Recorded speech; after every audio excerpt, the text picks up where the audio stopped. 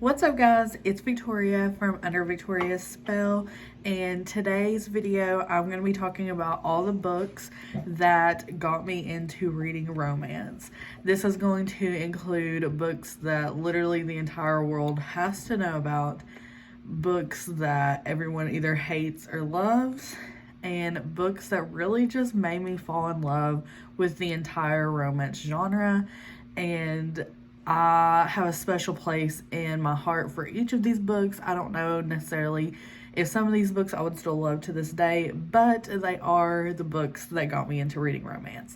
So let's just hop right into it.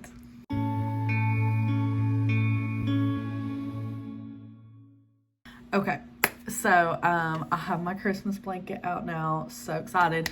My mother-in-law is coming over tonight and we are putting up our Christmas tree, and I cannot wait to see it in all its glory. We got a snow-tipped one, which is gonna be so cute, and this is Finn, our dog's first Christmas since he was like a puppy, that we're getting like a big Christmas tree. We had one that kind of sat on the table last year because he was still like such a baby, but we're gonna see his reaction to it, so I'm so excited.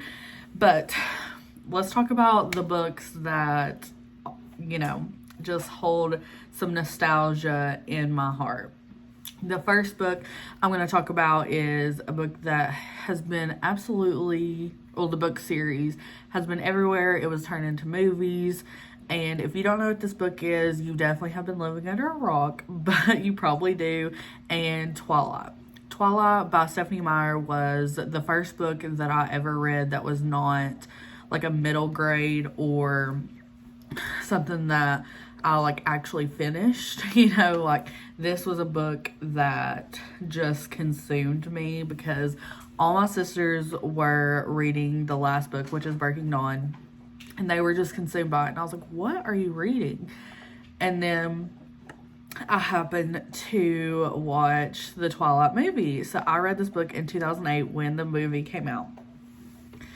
And this book was so good. My little middle school young self was living for these vampires, this damsel in distress who had love for one in particular vampire. I loved it. I am a Team Edward diehard, okay? I used to have, me and my friend, we had either Team Jacob or Team Edward shirts. I definitely had a Team Edward. I had all the Twilight posters in my room. Like, I was a diehard Twilight fan, okay? Love the movies, love the books. I probably could not choose whether I love the books and the movies more because I was so young, and I have read them so many times, I've watched them so many times, and I love them equally. Pretty much I don't really need to talk about like what this book is about, but it is about our, sorry, that's my dog right there. He hears our washer and dryer. It is about Bella, our heroine, as she moves into this town with her father, and she meets Edward and his family, and they're kind of like the talk of the town, and it's their romance together, and she finds out why him and his family are acting so weird. It's so good. The concept, I loved it. Twilight will never be overrated for me, and I recently just went through a phase where I rewatched all the movies. They were still just as amazing as the day that I watched them. So yes, Vinny, Mama's filming. All right, next book is honestly like my first book that kind of gave me a touch of a dark romance in my young, like, middle school, high school days, okay? And that is Dare You To by Katie McGarry. I really love this author. I've read a lot of her books, but Dare You To is probably my favorite, and it was a book that I have continued to read once a year since I was in high school. It is so good. It is a YA, but I feel like it kind of deals with heavier topics. So, love it. Loved the cover. It follows our heroine as she is in a really bad relationship with her mom's side of the family. It kind of is always picking up after her mother, and she kind of gets in trouble with the law because she is trying to help her mother. So she ends up having to go live with her uncle, which she does not want to do because, you know, her job has always been to take care of her mother, and now she's away from her mother. So she's in this new town. She is, you know, having to move schools, and she meets this guy.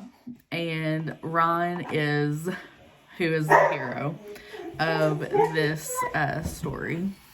Hold on one second. Okay. Sorry, he hates the washer and dryer. So I have to calm him down. But Ron is our hero of this story. He is on the baseball team, and he's kind of has his own demons with his family.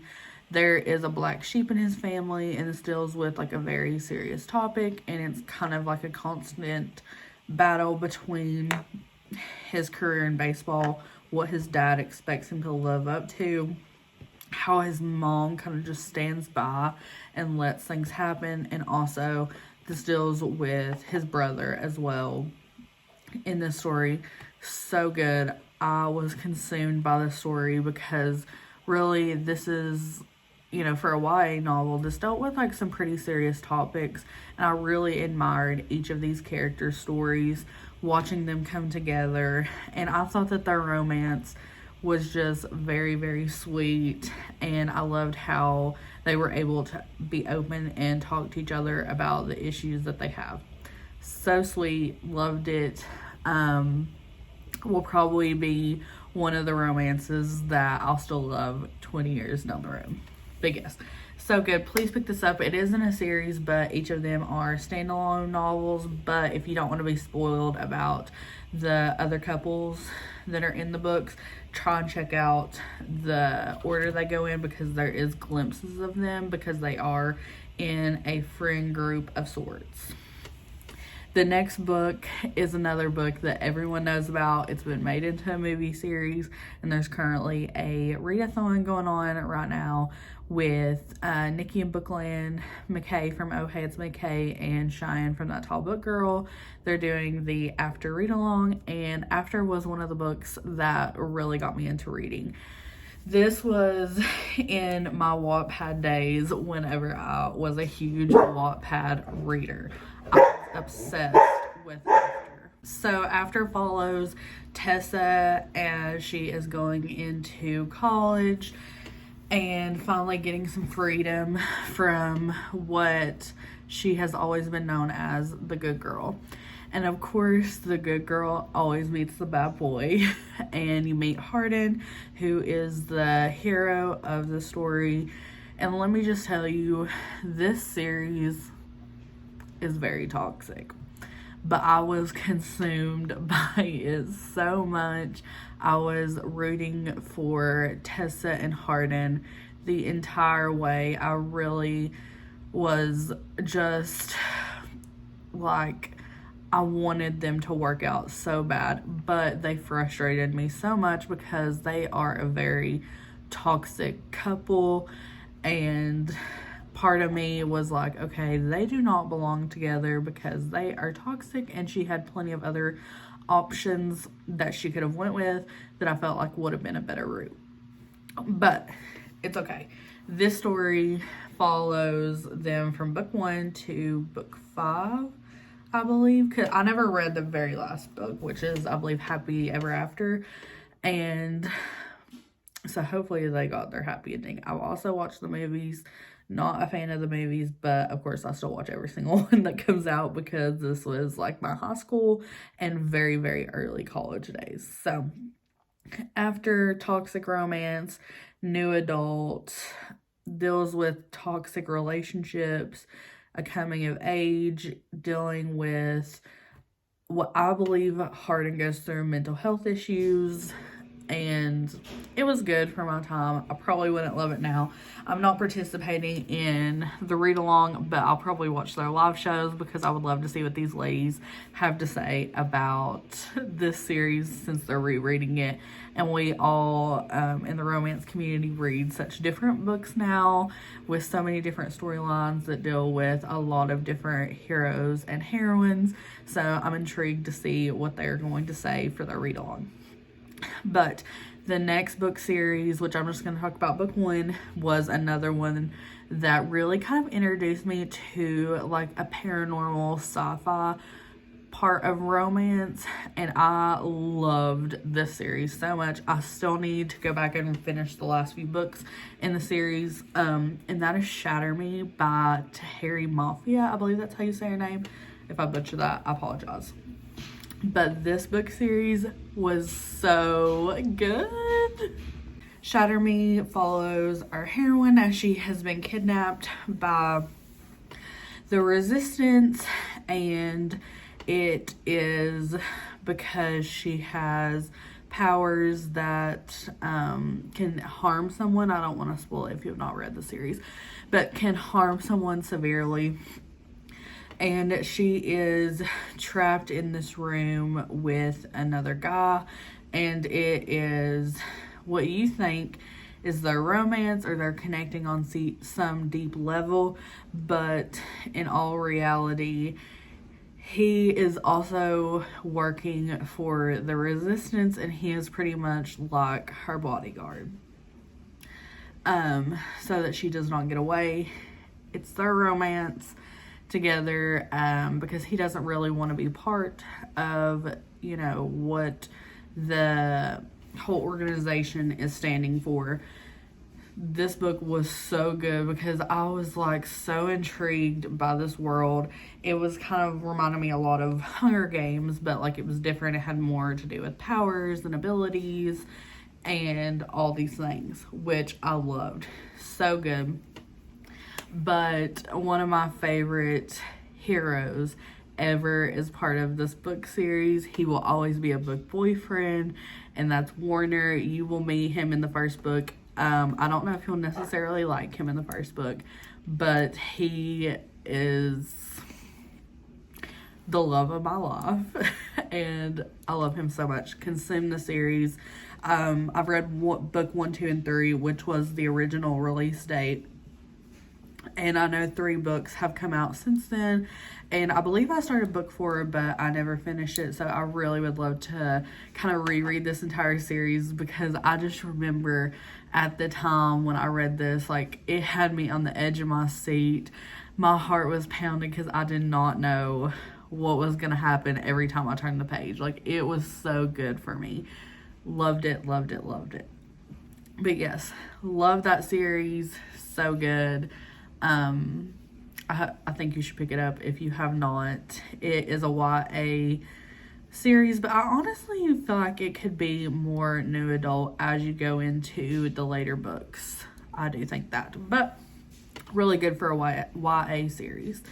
The next series or standalone novel is a controversial one that I know a lot of people don't really like this author, but it is one of the first books that really got me into the spicier side of romance, and it was my introduction to new adult, because before then I had kind of been reading YA. So that is Beautiful Disasters by Jamie McGuire?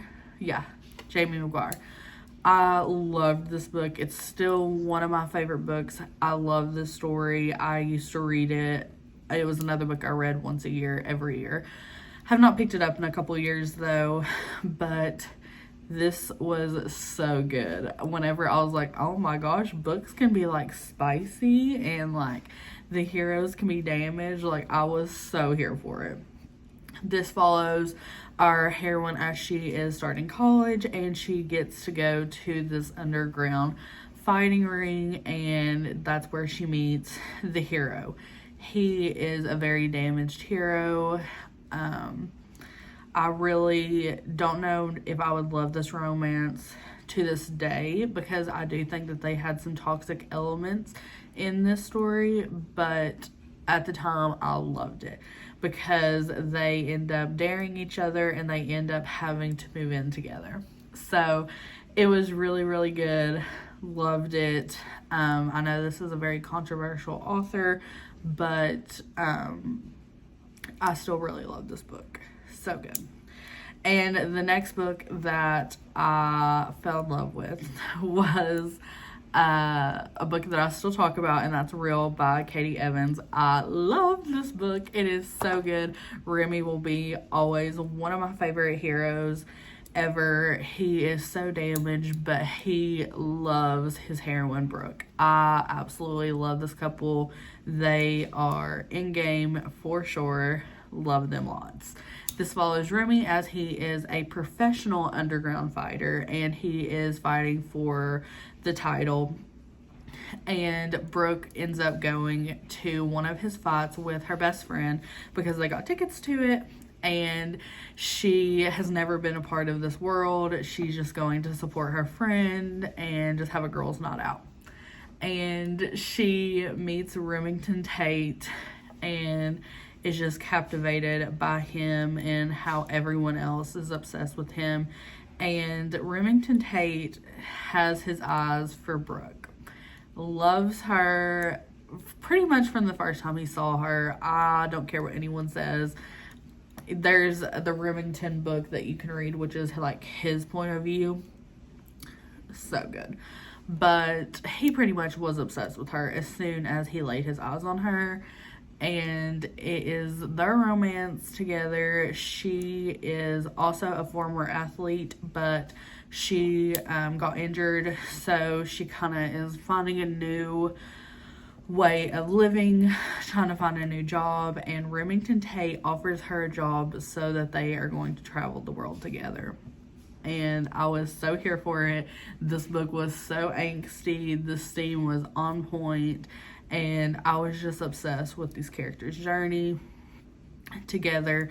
And now later on, once I've like gotten older and I've learned like about trigger warnings and representation for mental health, this does have a good mental health rep for bipolar disorder, but also a trigger warning for that because he doesn't exactly handle it well, and the things that has to be done in the book could be something that is triggering for you as a reader. So know that before you're going in, but I love this book. It is the duology. Book 2 is really good too, but this is kind of the introduction that you get to these characters. And the last book that I'm going to talk about is another series that I was obsessed with. The world knows all about it, and that's the 50 Shades of Grey series. Loved this. This was like, when I first read that, I was like, oh my god, this is like so taboo, okay? Like this, I was like embarrassed to read this. But now that I've read so many other romances, this is like an appetizer. So this has also been made into a movie series. I love both the books and the movies, but this was my first like super spicy like romance series where I was like, oh my gosh, I really hope nobody is looking over my shoulder right now because I'm embarrassed. But this follows Anna as she is doing a article for her best friend due to her being under the weather, and that's where she meets Christian Grey, who is the person that is being interviewed, and it is their romance together because he is captivated by the Anna Steele, and they kind of just go from there, and it explores the Dom subworld, billionaire romance, just all the good and wonderful things that is 50 Shades of Grey.